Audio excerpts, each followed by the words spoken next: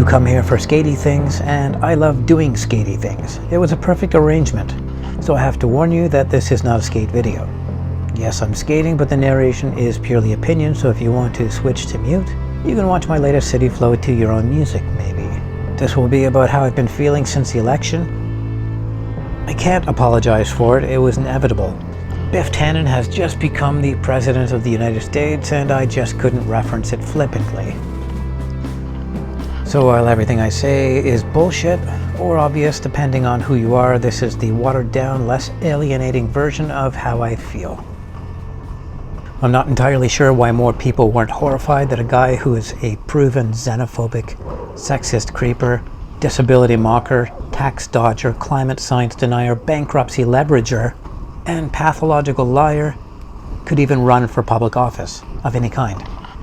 Now, as Donald Trump rises to power, there are those former vehement opposers who are capitulating with gentle language and vague optimism. Don't get me wrong, it is my deepest wish that Donald does not intend to execute the plans he's promised, that he is not willing or able to deliver the monstrous agenda that his supporters thought they were voting for. This is my short-term hope. Yes, America has said no to another professional politician. They've decided to reject what they perceive as just another political puppet, yet hired the puppet master. He is not the corrupted, he is the corrupter. He is not part of the system, but he who pays the politicians and pawns the people to work this system to line his pockets. Donald Trump is America's biggest welfare recipient. He was already on social assistance, and now he's getting free housing. It's a little much. You can see why people are crying. Tears of rage. Canadians have real reasons to be emotionally invested in this election. Some would contend that this issue is none of my business as a non-American, but I can no longer be silent. Canada lives in a semi-detached with America, and we've been hearing the domestic disputes every day. Yet we're expected to smile and wave at our neighbors like nothing's happening. Well, that's not an option. Not after this last big blowout. Many Canadians wear Canadian flags on their backpacks to mark them out as not America when traveling abroad, to avoid the judgments that come with the misidentification. This was especially rampant before Obama. This nationalistic tagging practice that Canadians indulge in is something I've always found repugnant. To me, it's corroboration with those who judge a person's character based on origin. It's to play the game by their rules and to accept their judgments as valid. I've always thought of these incidents where I was mistreated because I was perceived as American as gifts. Opportunities to understand that I was dealing with somebody who I need never deal with again. It was the ultimate asshole radar. I consume American creative content and use American tech in all aspects of my life. I have positive interactions with American friends every day of my life. The impact of the genius of America on me, my country, and the world is not lost on me. America's greatness is no less today than it was yesterday, but it is under threat. I wish I could throw a joke in here, just lighten it up. There's nothing to joke about.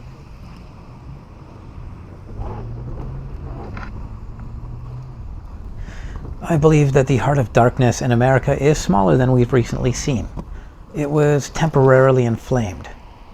Every country has a large portion of misinformed people. Some populations get their world viewpoints from religious leaders who have never left the village. In other societies, they might form their geopolitical views based exclusively on Facebook links from like-minded friends. Those who only ever learn to become like the people they already know, and in their isolation, learn to fear the expanding unfamiliar. This week, the American tribal circle tightened around the embers of hatred as if in the blackest of nights. The smoke from the fire blinded them further as Donald Trump fanned the flames. This is a battle lost in the world war of humanism versus tribalism. I was personally complacent, in a kind of subconscious belief that the right thing will automatically outweigh the darkness on a kind of karma alone. And once again, I find that life is not a lazy Susan. What goes around does not automatically come around. Hatred often comes with great intensity. If optimism is to defeat fear, it must be sustained and voiced with as much compassion as passion. I must remember that it is impossible to outcompete the volume and impact of vitriol, but I can sometimes talk it down off the ledge. I hope in my future disagreements to find within discussions things to agree upon, despite the commands of my all-knowing ego. It's not going to be easy with the Trump discussion thing, but I'll have to take away something from even these interactions. If our species is to survive the nuclear age and end suffering in war-torn or famine-ravaged regions, we must win the war of cross-cultural propaganda. Our technology is currently outstripping our capacity for kindness, and this is the world's biggest threat.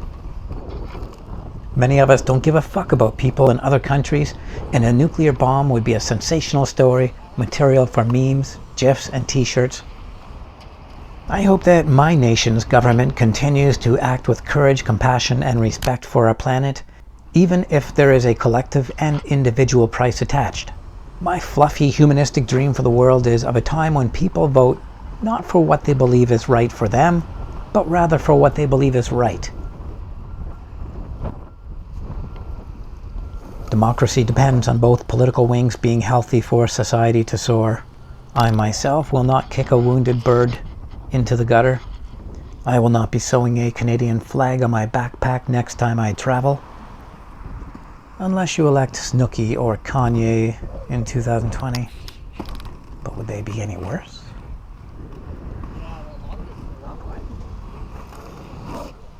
What about Honey Boo Boo?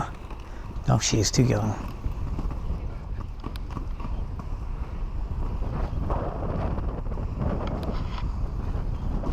So if you're like I was and you're freaking out over the election, feeling dirty and twitchy, or if you're gloating so much that people want to slap you, go for a skate.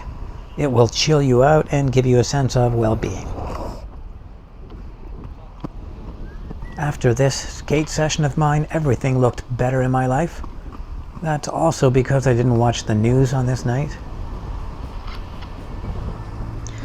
I guess this is me signing out. Remember to choose the light and use the Force. Later, Jedis.